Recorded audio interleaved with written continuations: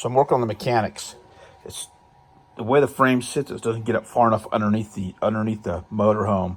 So I'm flipping the frame. I'm going to try to flip the frame and see if I can put it back together that way. I did some Google research on it, and never having owned one of these before, I'm not sure if it's practical, but I've disconnected everything here. We're going to flip the frame, see what happens. So stick around. Quick update to the frame swap here. I got everything flipped over, turned around. We're about an inch too short, so I'm going to try to find some 6-inch pieces here. Haven't had a chance to look at. I'm sure they're out there. I just got to hunt them down. That'll lengthen this just about an inch. It'll sit perfect. The only question that remains is, do I want to cut the floor of the RV to set this so it comes up into the RV itself and it can sit lower on the frame, or do I just want to put the bottom of the RV right here? I'm kind of leaning towards going that way, but I'm going to wait and see how it looks when we get it all mocked up, so stick around. All right, so after an overnight Amazon order for these rod ends, trip down to Lowe's to get this all thread. We're going to make our own links here. I needed some about 6 inches long. Looked online for a couple hours last night, couldn't find them. Found a tutorial on YouTube on how to make them. Pretty simple, pretty inexpensive. Uses just the all thread, these ends. It looks like these will fit. I might have to shave some of this down, see where the metal's sticking out each side. Might have to hit it with a file, but not a big deal. Real simple to make. I just got to get some tubing to put on the top of this, cover this all thread with. I just didn't have it at Lowe's when we went there tonight. So I'm not going to go into the whole process on how to make them. There's a bunch of videos on it, but it's super simple, super cheap. I got like, I don't know, $3-4 invested in that, and I can make, whatever, 3 feet worth of links out of it. So anyway, I need the custom link, so that's going to solve that problem. I got this set up right now with 13 inches of spacing between here and here, which is center to center. If you go to the other model, which we're not tearing up, it's 13 inches from center to center. So everything in theory should match up just fine. It's getting kind of late now, so I'm going to wrap up for tonight, but we'll mock the rest of this up hopefully tomorrow and see what happens. I'll have to make those custom links. It might take a little bit and have a little trial and error, but that's okay. So we're moving forward.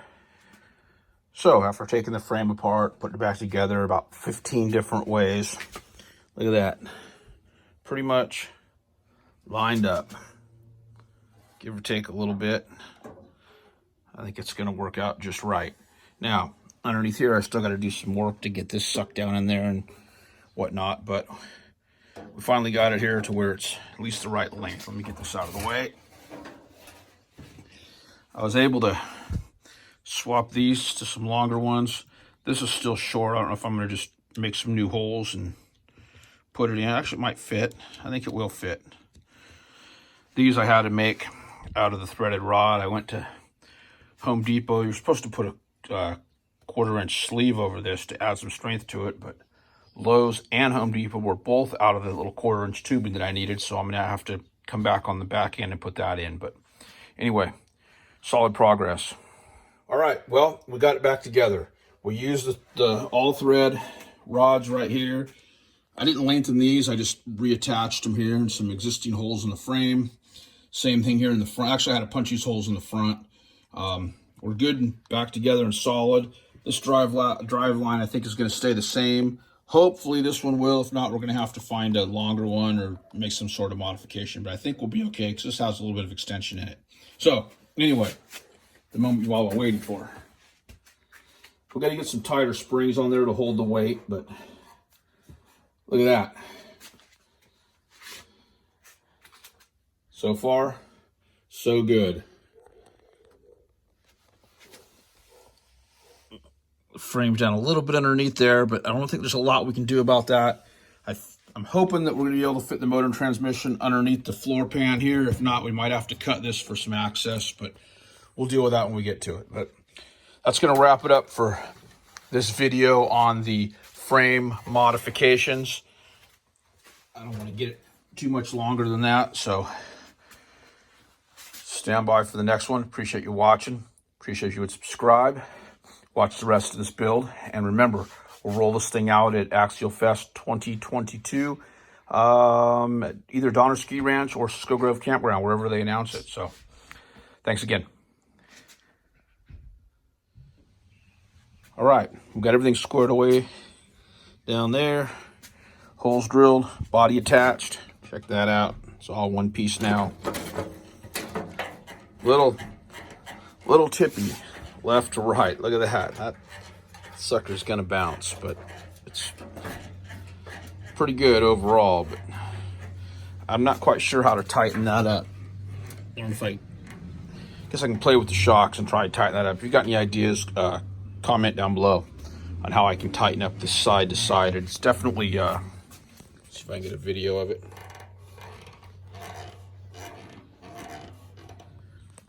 It's definitely in the shocks, I think. If we tighten those up, I might be able to take some of that sway out. I'm not sure. So anyway, yeah, body's on. Looking good.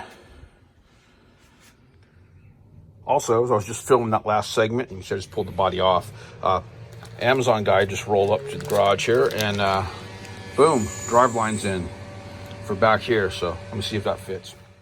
So a couple minutes later, drive line's installed. Thing went in like a champ, no problems whatsoever. And I thought I'd only ordered one, but apparently it comes as a set. So I might replace this front one, or maybe I'll just save this one as a spare. But either way, always good to have an extra on hand. So yeah, that worked out good. So we're back together there, and I think that's about it for that portion. We still have to, you know what, I'm going to install the battery thing and all that. We'll do that in another video so things doesn't get too long. So I'm just going to wrap up this video of the frame. We got it attached to the body. We're going to try to put the battery probably back in this area right here, and I'm not sure where I'm going to put the ESC and receiver. I was thinking about up in this area, trying to keep it out of the inside of the body itself, to keep more of the weight down towards the bottom. Anyway, it's getting long. We'll wrap it up. Appreciate you watching. Appreciate if you would subscribe, share this video with some friends, and remember, Axialfest2022, where we're going to debut this thing. Again, we don't know if it's at Donner Ski Ranch or if it is at Cisco Grove in 2022. So if you know, make a comment down below. If you want to speculate, speculate down below. I'm speculating on Donner Ski Ranch, but that's just me. So anyway, thanks again for watching.